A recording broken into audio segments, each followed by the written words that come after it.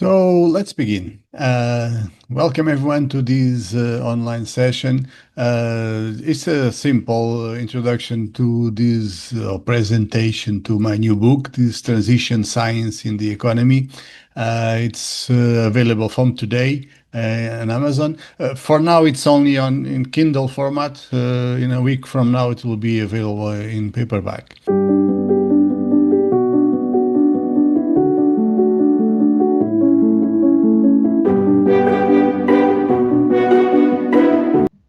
This episode of InnovEU, the EU Project Chronicles, is brought to you by my new book, Transition Science in the Economy.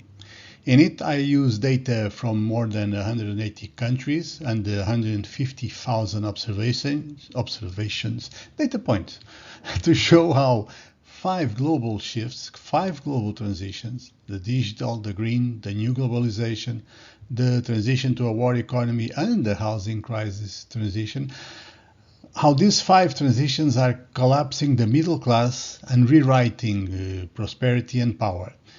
So if you want a clear map of today's economy and economic chaos, search for Transition Science in the Economy on Amazon and get your copy.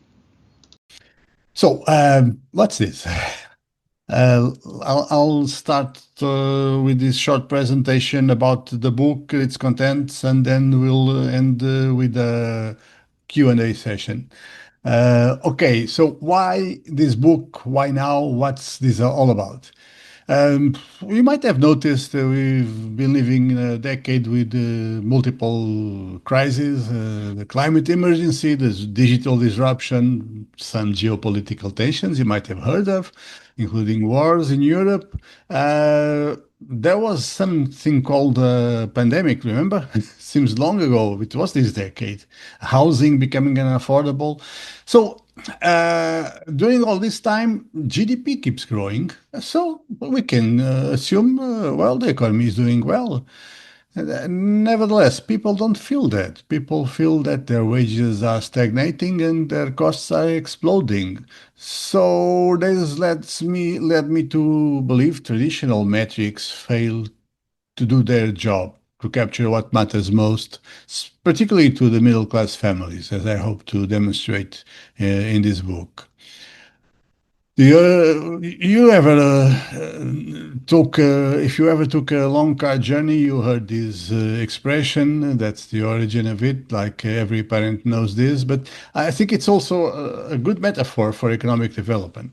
I keep hearing the same frustration. We're moving, but are we actually getting closer to where we want to move? And where is that? Where are we moving to? Or is that really a better place, more prosper? So AWTY was born from recognizing there's a need for a better compass, one that measures not just speed, like GDP, but also direction. So that we can see if we are actually making progress towards a better future, sustainable prosperity. That's the origin of transition science. It's the idea here is to look at these things in a multi-vector thinking, not just one-dimensional.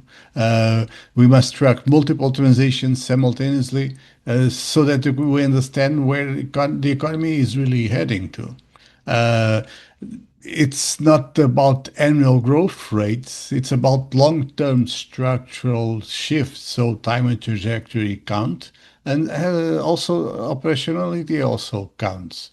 Because theory without measurement is just philosophy. There's a room for philosophy, don't get me wrong, it's important.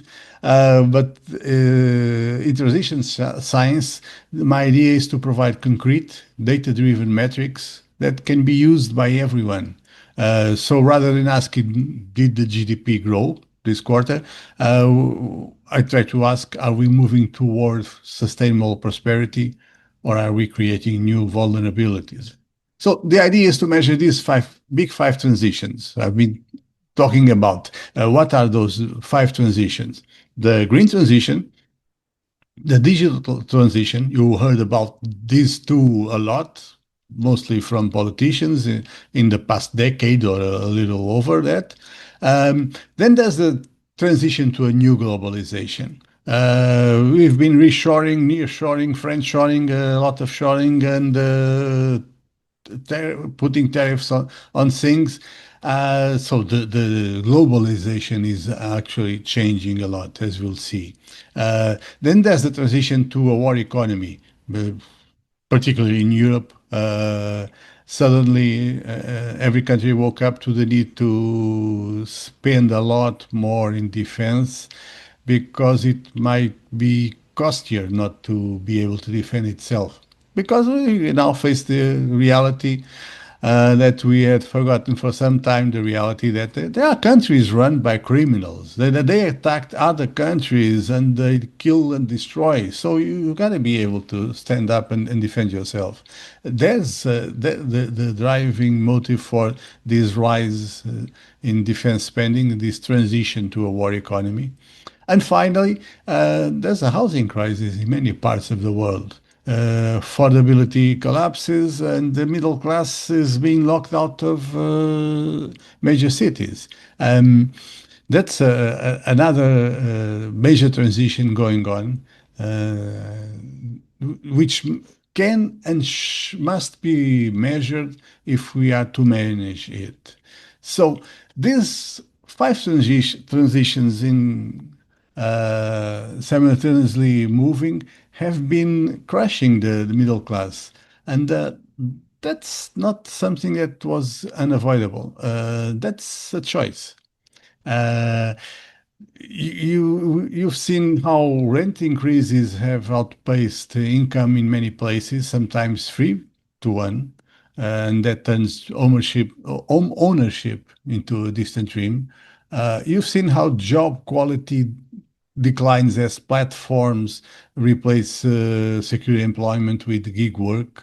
And now we're seeing what AI will do in this field. You've also seen how defense spending is crowding out social investment, and it's just beginning. So all of this has an impact on the middle class. It could have been done differently, and that's why I think we need to measure and see what are the alternatives, what you can measure, you can manage. And so I've devised this index, the AWTY index, that measures all five transitions, and I've collected the data from reliable sources, secondary data, over 150,000 data points, total transparency in the methodology, no black boxes. I built these five indexes that then make up the global index. And what can we learn from this data? It's a lot of data, 1990 to 2024, 180 countries. Well, on average, the, the index has been rising, so the world is making progress on these transitions, but very unevenly at vastly different speeds. You can see how Nordic and Asian countries are front runners in some of those transitions, countries like Denmark, Singapore, South Korea. But you can also see a lot of fragility and conflict zones that are stuck, not going anywhere or moving backwards.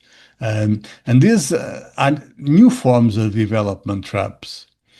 Uh, you can see different groups which are compared in the book. In the European Union, you have strong performance in green transition and housing policy, but leads on climate regulation, but faces digital competitiveness challenges, serious challenges. You can see how the United States dominates the digital transition and the war economy capacity, and also how it is an innovation powerhouse, but you can also see how growing inequality and housing affordability crises are a threat. Then, if you look at the BRICS nations, you can see there are no BRICS nations. They're so different. They're not a bloc in any sense. They have highly diverse trajectories. And it shows China in the digital and green push contrasts greatly with India's demographic dividend, while Russia's is pivoting its economy towards the war economy. And then if you look at the countries by size, you can actually conclude that, well, size isn't all. It's not destiny. You have small countries like Estonia, Uruguay, Rwanda, who prove, comparing to their large neighbors, that smart strategy and focused execution can actually achieve remarkable success in these transitions. But in the end, we need to know where are we going to. We need to know what does success looks like. If we are to make a successful transition in, for instance, green, what is a successful transition? Well, actually, the European Commission has done some work on this. Maybe not, not everyone paid much attention, including me. But you can see criteria and metrics defined in some of these transitions, like the green transition, the digital also. So you can define this, and I try to make this in the book in the most as clear as possible. So a successful green transition would be something like decarbonization without sacrificing growth or employment, or a successful digital transition will be like innovation including people, not excluding them. But then it is translating in each of the five is translated into specific metrics, and from there the indicators are calculated, and you can we can measure how close are we to that successful transition. Okay, so why should we care? Uh, what's the relevance of the book? Well, in my view, for policymakers, this index can help them go from diagnosis to action. It's a practical tool, sorry, for designing solutions. Policymakers can use this framework to prioritize investments or design application funds or evaluate country risks and resilience, and mostly to avoid development traps before falling into them. So they can use this to measure how the economy is doing beyond GDP. For businesses and investors, I believe this is something they should care about, because it will help them understand what are the risks each country faces, what level of resilience they also face, and how can they survive geopolitical turbulence. Uh, they can also use this to identify opportunities in the green, digital, or any other transition. And this is kind of a manual for reading country risks through the lens of this structural change, not through the lens of quarterly earnings or yearly GDP numbers.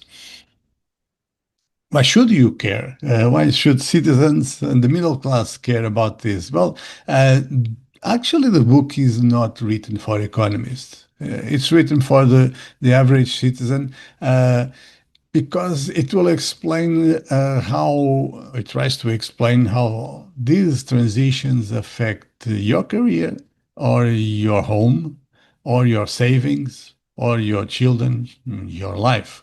So this is a book mostly written for the average citizen. The book is structured in these five parts. In the first part, I make an introduction of this transition science.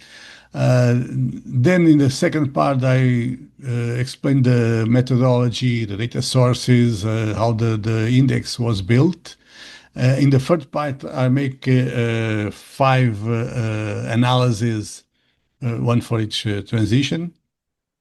In the part number four, I analyze the composite index and its implications. And in part number five, I'm looking forward, taking conclusions from the 2024 data and looking forward, how can we move from here?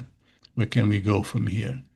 This book is not isolated thing. It's not a single shot. It's part of this ecosystem I've been developing in the past 2 years mostly. It also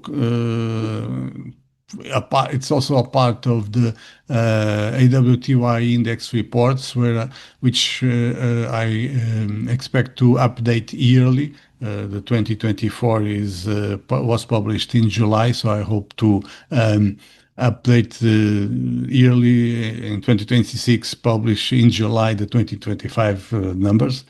Uh, it's also a part of this ecosystem, my newsletter, the Police Docs the Transitions Letter, or my podcast, the InnovEU, the EU Project Chronicles, and all of the digital tools and GPTs and products I've been publishing, and I'll keep on doing, I hope so. The main idea here is to say that the book is not isolated, is not one-shot thing. It's part of the whole idea of my work presently. How to use the book in practice. You can use it, I think, in two major ways. In an academic and educational area, you can use it in any economics courses or executive education programs, or in a professional strategic personal area.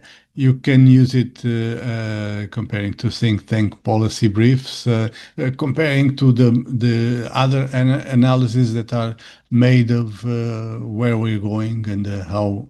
So making it a part of that strategic thinking. What's next? These five transitions, in my view, are just part of the picture, the first part. Uh, they actually reveal some emerging forces that are already reshaping completely the economy and the society. Of course, AI and automation as part of the digital transition, we all have now an idea that it's going to change everything.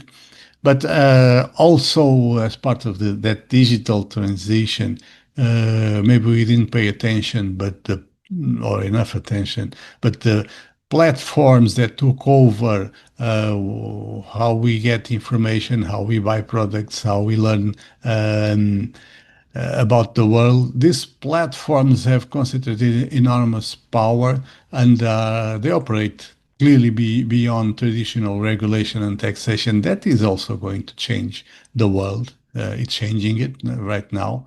And all this leads to this new economic imperialism where the data, your data, is extracted and is creating new versions of old power asymmetries. And this new imperialism is focused on the attention economy. So I'll be working on that in the near future. So you consider this book as the foundation for what comes next. Um, Now, just to close, let's take a short look at each of the five transitions. In the green transition, the numbers show how the carbon intensity has been going down while the renewable energy share has been going up quite intensively. So progress is happening. The question is it fast enough? If then you look at the digital transition, you can see that there's a digital divide clearly opening up. You have 3.2 billion digital users worldwide. That's 5.3 billion internet users in 2024. That's a huge part of mankind. But then you have almost half the jobs at risk from facing high automation probability in the next decade. And you have the potential impact of these AI investments being done nowadays that are just absolutely enormous, $15 trillion. That's a projected contribution to global GDP by 2030. That's huge. So there's a lot at stake here. A lot is going to change, and we're not sure exactly who is going to capture the value created here. Uh, then you look at the transition to a new globalization, and you can see that this era of hyper-globalization is over. Uh, Actually, this was an astonishing accomplishment by mankind. This was an extremely efficient system that brought products from the other side of the world to your supermarket in no time at very low cost. The problem is that time is over. And what's replacing that hyper-globalization is not deglobalization, it's selective globalization. You see how supply chains are being rebuilt by friendshoring, by building strategic autonomy, by strengthening the regional trade blocks, and replacing just in time with just in case. So building redundancies. So in the end, this new globalization is looking more to resiliency than efficiency. And that means it will be more expensive. Guess who's paying for that? Yeah, exactly, the middle class. Um, Countries will have to adapt to this new reality, and not all of them are adapting at the same speed. If then you look at the war economy, you can see how the concern with security is back. In 2 years, Europe increased its defense spending by 73%, because suddenly we realized maybe those guys are not reliable. Maybe they're not our friends. Maybe we can be invaded just like Ukraine. And then people started panicking and buying weapons again. This means that the average defense spending of the NATO countries is now over 2%, and it's increasing fast. And while all that happens in Europe, the United States maintains the major share of global defense expenditure. So it's the return of geopolitics to the center of policy making. And keep in mind, we're not talking just about weapons and ammunition. There's a lot of expenses, a lot of investment necessary to maintain a credible defense going on. So there's clearly a change in these economies, mostly in Europe. That's the transition to a war economy. Finally, if you look at housing, you can see how in many cities, including my own, as you can see, in many cities, the middle class is being locked out. In these cities, median households will need 10 to 20 years of income to buy a home. That's double what the same ratio in 1990. Okay, this is a choice. You gotta assume this is not an accident. This is not a market failure. This is a choice, and we gotta deal with it. We will see how we deal with it. All these five transitions can actually lead countries into new forms of development traps. You know, the idea of a development trap when a country succeeds in the early phases of development and then it plateaus. and it reaches a level from where it can't climb and starts losing resources, people mostly, who go abroad for better opportunities. This can happen with the green transition if high renewable investment happens without grid modernization. Blackouts can happen. I know that. We had one in Iberian Peninsula this spring, and it wasn't nice. This can happen also in the digital transition. If you advance very much in the adoption of new technology, but you don't reskill the workforce, you risk building widening inequality. While the society appears to have evolved, it will leave a lot of people behind. Also, in the security, you need to build your defense spending and your defense capability up to a point of deterrence, of convincing any possible madman that it's not good to invade you, because that will have consequences. But over that, more than that, investing more than that, it's just waste. There's no, absolutely no return on investment of the military investment made over that point of deterrence.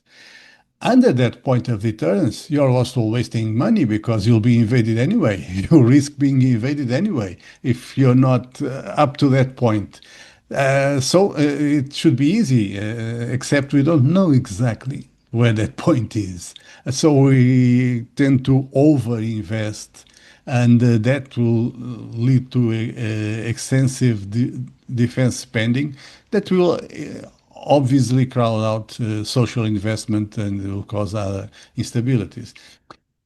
Finally, in the housing trap, in the housing transition, you can also fall into traps because if the financialization of real estate makes housing unaffordable, then you reduce labor mobility. If the middle class cannot live in your city, you won't have the resources to build new startups, to develop an ecosystem, because people won't be living there. If an extreme example, if in all of Lisbon is, let's say, liberated for tourism, if all of Lisbon is transformed into hotels, there won't be anyone living there. So you won't have a chance to build new startups, new companies. You won't have an ecosystem. That's just an extreme example, of course, but that's the kind of trap you can fall into in the housing transition.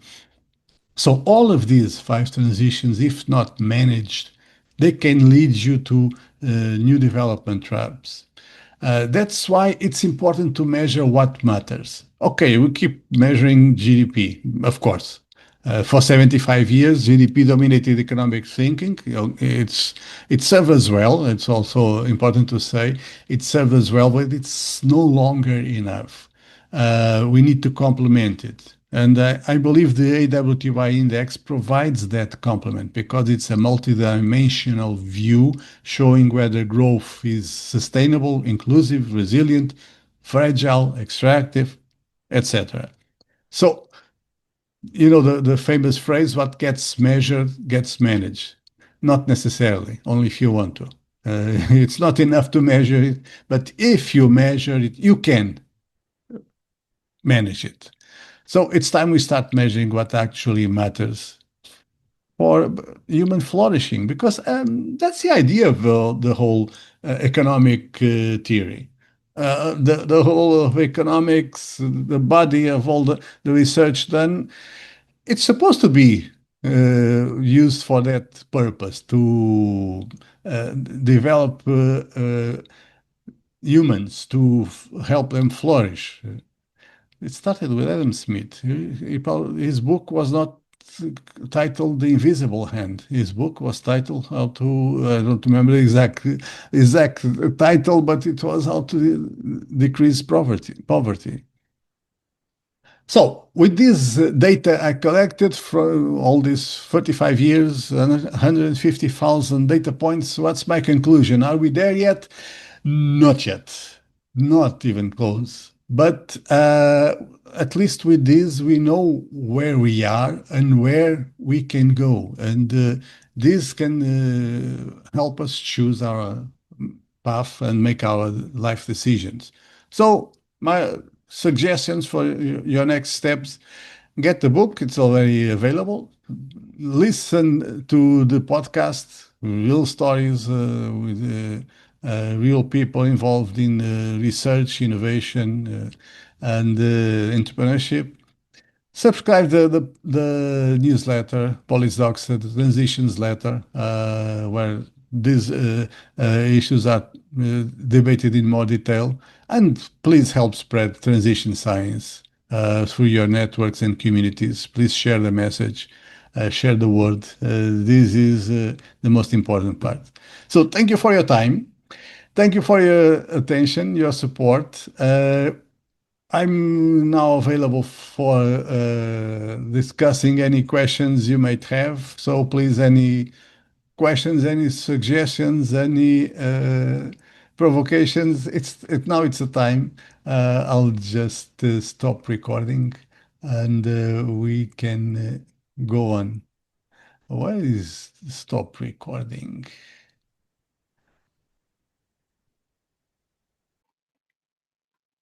Credits, author and host Fernando C. Gaspar, music Hugo Gaspar, Lisbon, Portugal, 2024. Reach us by email or DM.